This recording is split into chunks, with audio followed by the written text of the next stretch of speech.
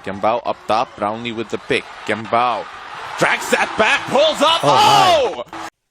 Ginulat ni Kevin Quiambao ang Chinese Taipei, pero ang mas nakakagulat, hindi siya ginamit agad sa unang half ng laban. Sa kabila ng pagkatalo ng Gilas Pilipinas sa kanilang FIBA Asia Cup opener, isa lang ang malinaw, si Kevin ang naging pinakamaliwanag na bituin ng gabi.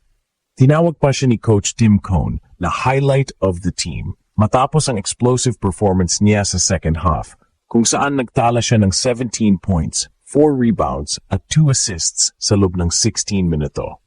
Kung ganito pala ang impact niya sa second half, ano kaya ang pwedeng nangyari kung ginamit siya mula pa sa simula? Hindi lang siya basta scorer.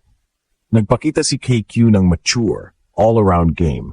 Tumira ng 6 of 10 mula sa field, kabilang na ang 3 of 6 mula sa tres.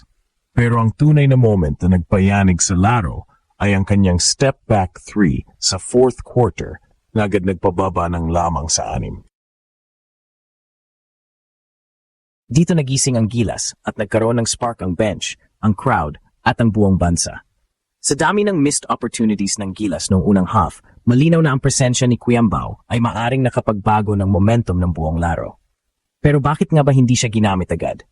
Iyan ang tanong na hindi lang fans ang nagtatanong, kundi pati mga analysts. Ayon kay Quiambao, ready siyang tumulong kahit kailan siya tawagin. Stay ready lang ako. Alam ko darating yung chance ko. Ani Kevin. Pero ang katotohanan, ang kanyang performance ay hindi pang emergency lamang. Ito'y dapat na bahagi ng sistema simula pa lang. Kung siya'y naipasok ng mas maaga, baka hindi na kinailangang humabol pa ang Gilas sa dulo. Ngayon natikman natin ang silver lining ng kanyang performance. Isa lang ang malinaw. Kevin Quiambao is no longer a rising star. He's ready now. At sa mga susunod na laban kontra New Zealand at Iraq, ang tanong ay hindi na kung maglalaro siya, kundi kung paano niya babaliktarin ang buong torneo para sa Gilas. Hindi pa tapos ang laban para sa Gilas Pilipinas at lalong hindi pa tapos ang tiwala ng sambayanang Pilipino.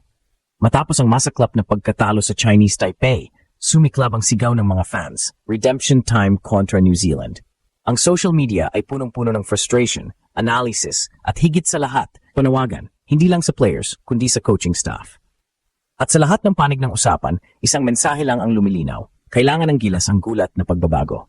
Bakit gulat? Dahil kailangan hindi lang simpleng adjustment, kundi isang shocking turnaround na kayang baguhin ang tono ng buong FIBA Asia Cup campaign ng Pilipinas. Ang performance laban sa Chinese Taipei ay tinulig sa execution, rotation at overall energy. Hindi ito ang Gilas na inaasahan ng bayan. Pero may oras pa para bawiin at yun ay kontra New Zealand, isang powerhouse na kailangang tapatan ng disiplina, grit at tamang gamit sa talento. Fans are no longer asking for perfection, they are demanding accountability.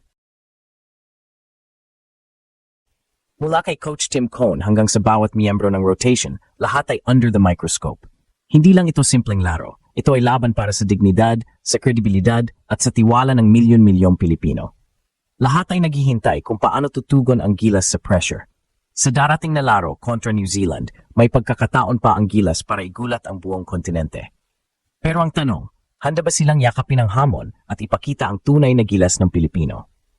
Kung gusto ng Gilas Pilipinas ng tunay na pagbabalik loob sa kampanya ng FIBA Asia Cup 2025, kailangang manggulat sila. Hindi lang ang kalaban, kundi ang buong basketball world. At walang mas magandang pagkakataon kundi ang laban kontra New Zealand, isang matibay na team na historically ay namamayagpag sa Asia-Oceania crossover. Pero kung may natutunan tayo sa mga nakaraang taon, ito, kahit sino, kayang gulatin ng Gilas kapag lumaro sila bilang isang buo, hindi bilang collection ng talento, kundi bilang tunay na team. Ang unang hakbang, ayusin ang rotation at i-maximize ang strengths ng mga available na players. Sa pagkawala ni Kai Sotto dahil sa injury, hindi na sapat ang pag-asa sa individual brilliance. Dito na kailangang pumasok ang Gilas system ni Coach Tim Cone, spacing, ball movement, at disiplina sa depensa.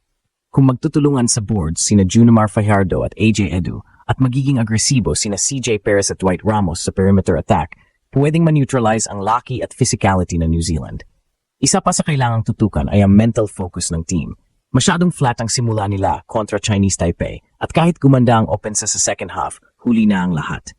Kontra New Zealand, kailangan mula sa tip-off pa lang ay nasa win or go home. Mod na ang buong Gilas. Hindi pwedeng reactive lang sa laro. Kailangan proactive, assertive at dominant ang simula. At higit sa lahat, kailangan ng leadership by example. Hindi sapat ang pagiging vocal sa huddle, kailangan ng execution sa loob ng court. Kevin Quiambao, na nagpakita ng gilas sa second half ng Taipei game, ay kailangan maging spark mula sa umpisa. Kung siya ang magiging energizer at tone setter, pwede itong maging punto ng pagbalik ng kumpiyansa ng buong team. Ito ang tipo ng laban na hindi lang ukol sa X's and O's. Ito'y laban para sa pride, laban para sa redemption, at laban na pwedeng bumago sa trajectory ng buong Gilas program. New Zealand may be favored on paper, but Gilas, if they play with heart and urgency, can shock the world once more. Ngayong nasa bingit ng pagkakabasura ang kampanya ng Gilas Pilipinas sa FIBA Asia Cup 2025, hindi lang simpleng panalo ang sigaw ng bayan, kundi pagsisisi, accountability at pagtindig. Matapos ang nakakagulantang na pagkatalo sa Chinese Taipei, malinaw sa lahat, may kailangang baguhin. At kung hindi magmumula sa coaching staff at sa players mismo ang pagbabago, maaring hindi lang kampanya ang masira, kundi ang buong tiwala ng sambayanang Pilipino sa Gilas program. Unahin natin ang coaching staff.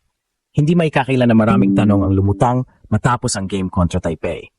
Bakit hindi ginamit si Kevin Quiambao sa first half, gayong malinaw ang impact niya sa second half? Bakit parang hindi nag-adjust ang rotation kahit nadodomina na tayo sa loob? At bakit tila walang urgency hanggang hindi pa tayo natambakan? Sa laban kontra New Zealand, hindi lang tactical brilliance ang kailangan, kundi humility. Humility na amining may pagkukulang at lakas ng loob na ayusin ito bago mahuli ang lahat.